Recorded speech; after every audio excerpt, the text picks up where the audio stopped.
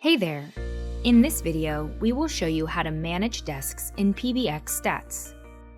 You will learn what a desk is, how to create a new one, and how you can use desks working in PBX Stats.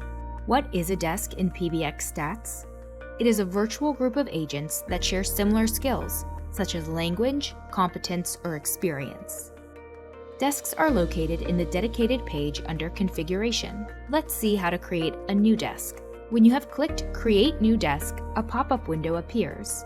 Enter the desk name, then assign relevant queues to the desk that allows setting filters in the Queue Manager. The next field is Outbound Identities. It contains the view-only list of rules which define DID numbers as caller IDs for specific destinations. Then, define which agents will belong to the desk. You can autofill them from a list of agents already assigned to a queue or to a shift. Then click Save. After creating desks, you can use them to filter the output of your reports and the real-time page view.